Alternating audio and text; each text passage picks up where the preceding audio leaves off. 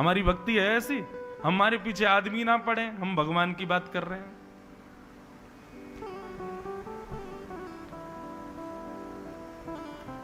सूरदास जी पद गाते थे अपनी कुटिया में बैठ करके। छोटी सी एक कथा सुनो। श्रीनाथ जी गोवर्धन पर्वत पर विराजते थे और आज भी हमारे वृंदावन में नियम है कि राजभोग ठाकुर जी का 12 बजे राजभोग होगा और राजभोग के बाद सारे मंदिर बंद हो जाते हैं वृंदावन में। 12-1 बजे सब मंदिर बंद। शयन नहीं करते ठाकुर जी उस समय। हम लोग कहते हैं ठाकुर जी शयन कर रहे हैं, 4 बजे खुलेंगे अब मंदिर। हमारी तरह थोड़ी है भगवान दोपहर भोजन करके सो गए। ठाकुर जी राजभोग के बाद गौचारण करने जाते हैं, गैया चराने जाते हैं, इसलिए मंदिर बंद होते हैं। और उस समय नियम भी है, शाम को जब 4 बजे ठाकुर जी का मंदिर खुलेगा तो पहले फल का भोग लगेगा। क्यों? बोले ठाकुर जी नंद भवन में नहीं है, वन में है, तो वन की बिलनियां फल खिला रही हैं ठाकुर जी को। वृंदावन की रीति अलग है।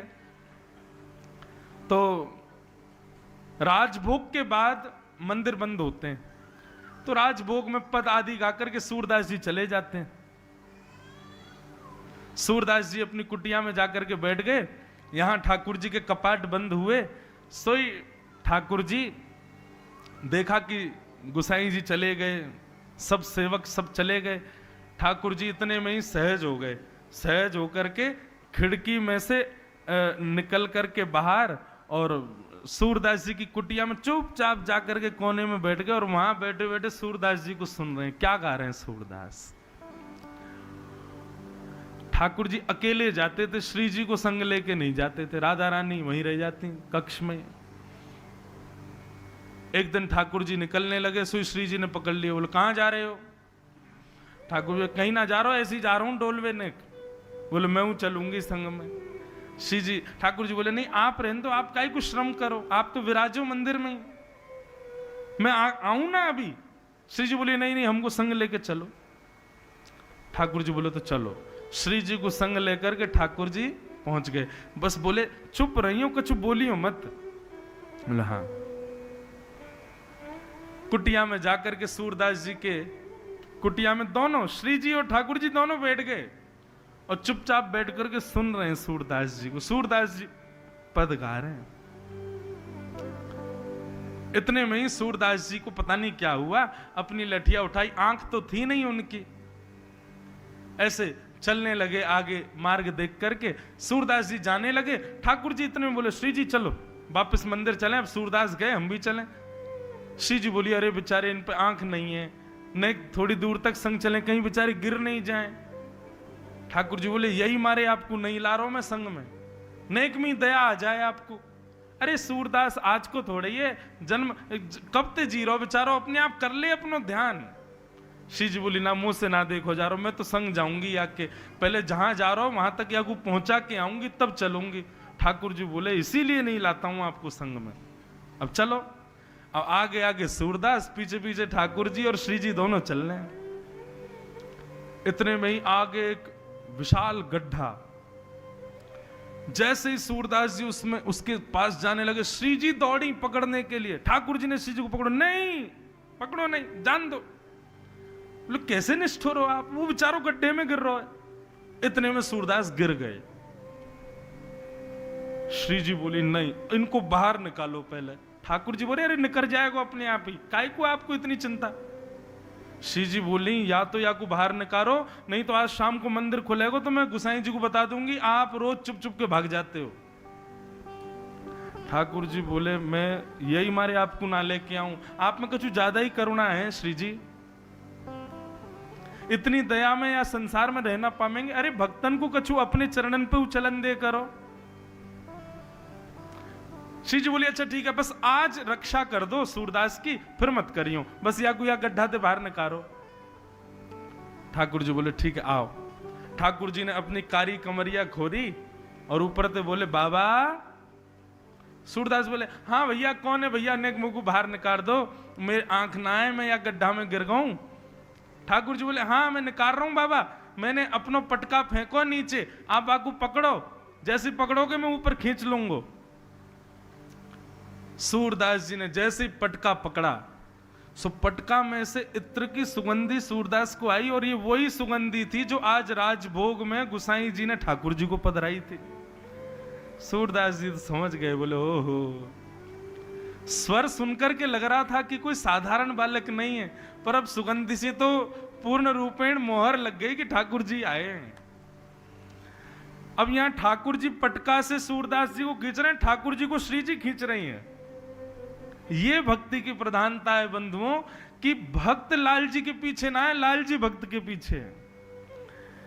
श्री जी सूरदास को खींच रहे, श्री जी लाल जी को खींच रही हैं, लाल जी पटका खींच रहे हैं, और पटका पकड़ के सूरदास बाहर आए।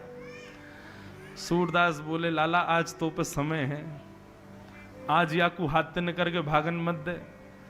सूरदास जैसे ही बाहर आए, बाहर आकर के उनने ऐसा नाटक किया कि जैसे उनको ठोकर लगी हो, और ठोकर लग के गिरवे वारे ठाकुर जी पे। ठाकुर जी तो हट गए, श्री जी के चरणन में जाके गिरे, सोई दोनों पाम पकड़ लिए। अब श्री जी के जैसे ही पाम पकड़े, श्री जी पीछे को हटी तो श्री जी को एक नूपुर सूरदास के हाथ में रह गया। सूरदास ने चुपचाप छुपा के धर लियो। ठाकुर जी बोले अरे भैया भले पधारे भैया, कौन लाला आयो, कौन आयो मेरी रक्षा करवे। ठाकुर जी बोले हाँ भैया मैं पास के गांव का हूं बाबा, अब चलूं मैया बुला रही है। श्री जी को हाथ पकड़ो, बोले चलो अब जल्दी मंदिर में। श्री जी जैसे ही चलन लगी, श्री जी बोली एक नूपुर की आवाज आ रही है, दूसरे की आन आ रही, नीचे देखो तो एक नूपुर है ही ना। श्री जी बोली मेरो नूपुर रह गयो, वा को लेके आओ। ठाकुर जी बोले मैं दूसरा बनवा दूंगा, अब चलें। न दूसरों नहीं, मुझको तो वही चाहिए, वही बारो चाहिए। ठाकुर जी बोले मैं कहां फंस गो आज, मैं यही मारे ना लाऊंगा आपको संग में। अब मां मंदिर खुलवे को समय नहीं पहुंचेंगे तो गुसाई जी अलग नाराज होंगे। ठाकुर जी लौट करके आए, बोले बाबा। सूरदास बोले हाँ भैया कौन है। अरे मैं ही हूं, वो अभी अभी आपको निकाल के गए हो। सूरदास बोले कहो। बोले बाबा मेरे संग मेरी एक सखी आई, बा को एक नूपुर गिर गो, आपने देखो। सूरदास बोले देख तो गड्ढा में ना गिर तो लाला, देखे तो मुझे है ना। बोले नहीं नहीं आपने कहीं आपको मिल गो हो, आपने धल लिया हो। सूरदास बोले एक नूपुर है तो सही मेरे पास, जैसे नूपुर दिखा। ठाकुर जी बोले हाँ जाइए जाइए बाबा दे दो।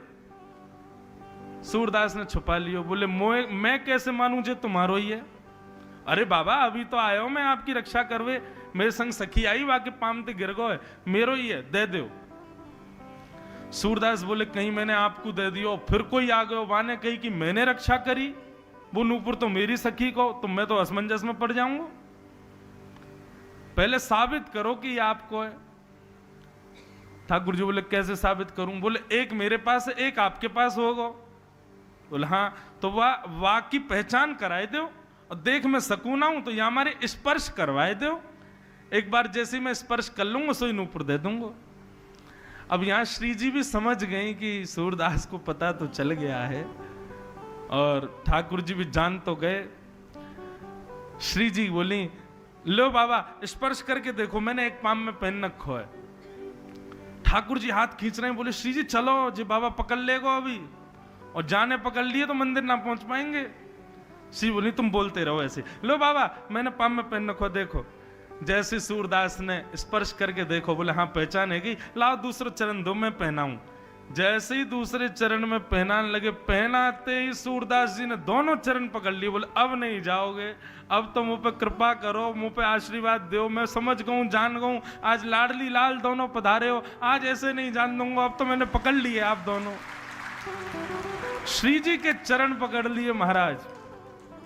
ठाकुर जी हाथ जोड़ने लगे, सूरदास तेरे पाम परूं भैया जान दे, गुसाई जी बहुत नाराज होंगे।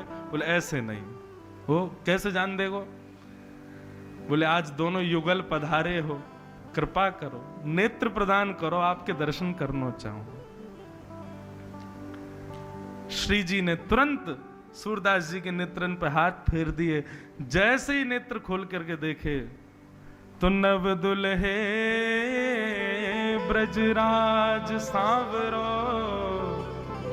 दुल्हन राधा गोरी, बसो मेरे नैनन में यह जोड़ी बसो मेरे नैनन में जोड़ी। युगल सरकार के दर्शन कर लिए। किशोरी जी और ठाकुर जी को मंगल रूप देख करके सूरदास जी बलैया ले रहे हैं। श्री जी बोली बाबा अब जाएं? बोले कृपा कर जाओ। बोले कहा जो नेत्र दिए अब इनको वापस ले जाओ अपने संगे, मुंह को फिर से अंधो बना जाओ। ठाकुर जी बोले क्यों? बोले अब आप दोनों विराज गए हो नेत्रन में, अब संसार ना देखनो, सदा इन नेत्रन में युगल सरकार विराजे रहे, बस अब पुनश्च मुंह को अंधो ही बनाए दो। ऐसे सूरदास, और वह सूरदास पर ठाकुर जी कृपा करके गए। हम पीछे पड़े रहे लाल जी के, कब तक पीछे पड़े रहोगे? अपने भक्ति भाव और अपनी सेवा से ऐसा रिझाओ लाडले लाल को कि लाल जी आपके पीछे पड़ जाएं, तब मानो भक्ति की सार्थकता। भक्ति श्रेष्ठ भाई।